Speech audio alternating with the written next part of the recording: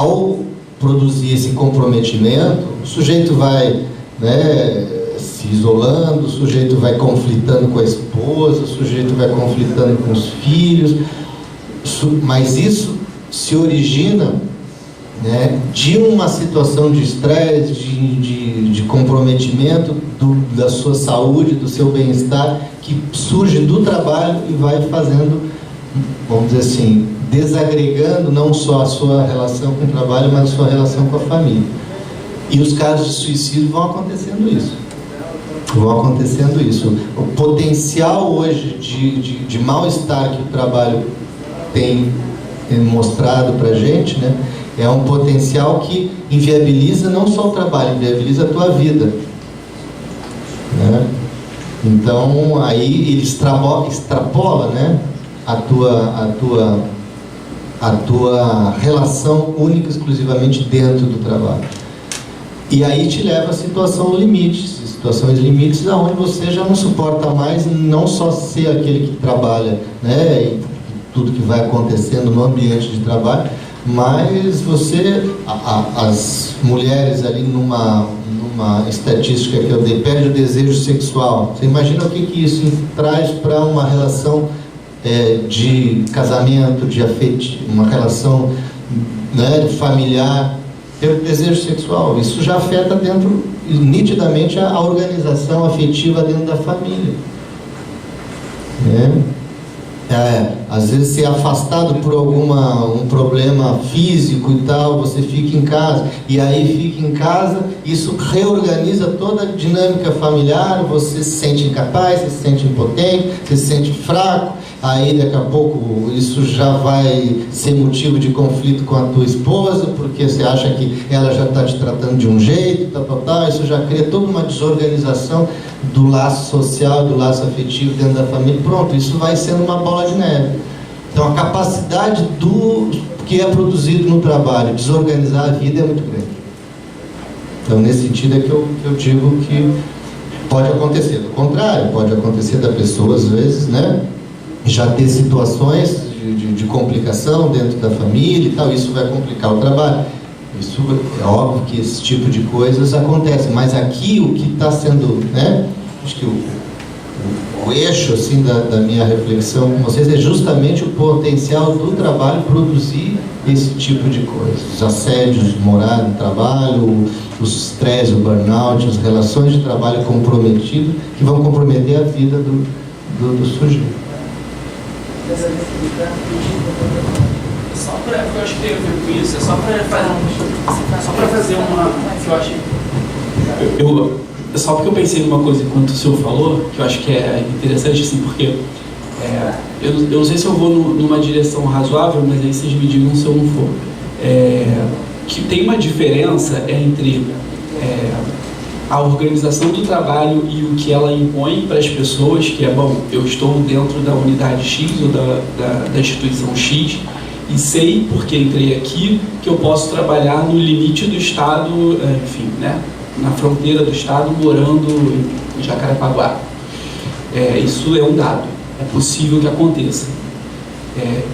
Uma coisa foi desmobilizada uma equipe e, infelizmente, eu era o mais novo do grupo e colocado nesse lugar onde ninguém queria ir. E aí, beleza, eu vou lidar com isso do jeito que eu puder.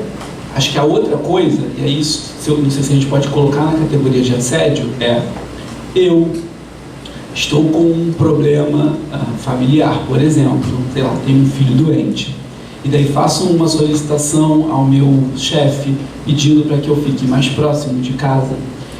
Eu tenho uma esposa doente que, sei lá, ficou com câncer de mama e precisa de um apoio familiar, que eu preciso estar mais próximo, aí eu peço uma redução de carga horária para o meu chefe. E essas coisas são negadas ou são proteladas para que eu consiga. Então eu nunca consigo a diminuição da carga horária, que é prevista em lei, que eu tenho direito. Eu nunca consigo ficar próximo da minha família, porque é previsto que eu fique ali a tantas distância do lugar que eu moro. Em uma situação que a minha família precisa, sabe? E aí eu acho que quando a instituição ou os chefes começam a te colocar no lugar oposto do que você pediu, para que isso favoreça a sua vida, e você não deixe de trabalhar, Que aí eu acho que você nem está pedindo assim, ó, vou ficar fora, não quero trabalhar não. Você está dizendo assim, pô, me ajuda aí a continuar trabalhando, eu quero continuar trabalhando, mas eu também quero ajudar minha família. E aí eu acho que nesses casos fica muito gritante essa ideia do assédio, porque você vê que é por alguma outra razão que aquele pedido não é ouvido ou não é posto em funcionamento. Então, e aí a gente vai entrar num outro papo, que às vezes é uma pessoa que talvez esteja sendo favorecida, esteja numa situação boa de proximidade de casa, que poderia trocar com você, não vai trocar porque ela tem um tal do apadrinhamento institucional ali. Tá? E acho que isso vai colocando a instituição, a unidade, as relações numa dinâmica processual suicida, onde todos podem em algum momento entrar nesse sistema, entende? Então, assim, eu acho que eu entendo o que você fala, porque eu acho que o policial, ele, qualquer pessoa que entra numa carreira, numa profissão, ela sabe que ela está possível de ir para determinados lugares. A questão é quando não há um olhar para a especificidade daquele momento da pessoa. E às vezes ela está pedindo, porque você pode me dizer assim, ah não, pô, mas a pessoa nem falou nada, ninguém sabe que ela está passando por isso, pô, não tinha como adivinhar. Mas às vezes a pessoa formalizou, tem N pedidos disso, e quanto mais ela pede, mais ela vai para longe. Então, assim, é isso que eu queria marcar para a gente não penalizar as pessoas que estão nessa situação, entendeu? Porque eu tenho visto muito mais do que eu gostaria onde eu trabalho disso. Então, eu estou bem sensibilizado com esse tema, sabe? Então, queria fazer essa defesa aqui para a gente não fazer esse tipo de processo.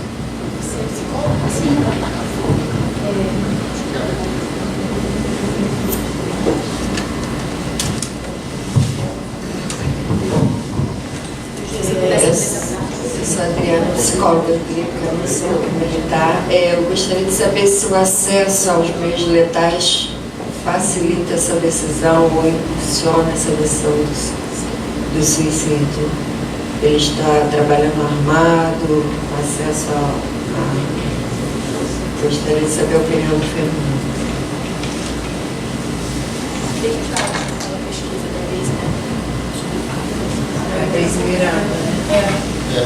Olha, eu não sou, como não pesquiso a categoria, eu não tenho dados refinados assim, sobre os processos suicidas que acontecem, né, para te dar uma resposta bem precisa. O que eu tenho, que a Natália me passou, e do que eu fui vendo dos suicídios aí, né, das informações aí na internet, a grande maioria com arma de fogo. A grande maioria, quer dizer, o acesso à arma de fogo sim, realmente traz esse componente que você, em vez de, né, fazer uso de medicamentos, como em alguns, no caso dos médicos, né, em vez de você pular de um prédio grande, como é o caso dos estudantes da UERJ, né, você usa aquilo que tem na mão. Agora, acho que o acesso à arma de fogo não é o objeto principal da discussão, sabe? O objeto principal que eu acho que tem que focar a discussão é o que leva o cara a fazer isso. E não está na arma de fogo. Está nas relações de trabalho, está na violência do assédio moral que vai se reproduzir no trabalho, está na estrutura do trabalho e que vai produzindo uma deteriorização assim, física, mental, a ponto de fazer com que a pessoa se desorganize psiquicamente. Então, acho que o foco do debate, o foco de análise, o foco de ocupação política, de uma política de uma associação, o foco de uma preocupação de uma intervenção psicossocial, o foco de uma intervenção de saúde do trabalhador, tem que focar nesse tipo de problemas, porque aí estão realmente o que a gente precisa se deter e modificar. Então, acho que o relevante é isso, né? Porque em todas as categorias onde você vê altos índices de suicídio, eles se suicidam com quem tem na mão. Tem um alto índice de suicídio nos médicos. Você vai ver como é que eles se suicidam com medicamento. Tem acesso a medicamento. Então, acho que o foco tem que ser esse. Tem que pensar o que motiva eles, os médicos, a se suicidar. Que trabalho que eles estão fazendo? Como é que estão as condições de vida e de trabalho desse pessoal? Nisso que tem que congregar força, reflexão crítica e força de atuação para alterar os riscos que vão crescendo e fazendo com que as pessoas cheguem nisso. Eu diria por aí. A Deise Miranda, palestrante de maio, ela fez um trabalho com a polícia esse ano e ela teve acesso a dados, né? Alguns dados que o próprio DGRH, que é o Departamento Geral de Recursos Humanos, forneceu. E aí, em 7 anos, né? 2010, 11, 12, 13, 14, 15, 16, 17, 8 anos. Foram 17 suicídios na polícia. 14 foram com arma de fogo, através da arma. Só por uma questão mesmo de estatística, mas eu acredito que realmente essa reflexão que o Fernando trouxe é interessante, né? Mais uma observação também em relação à ruptura da estrutura, né? Que é o limite, né, da técnica de organigrama. O procurador do trabalho, que palestrou em agosto, falou da questão realmente do fortalecimento coletivo, né?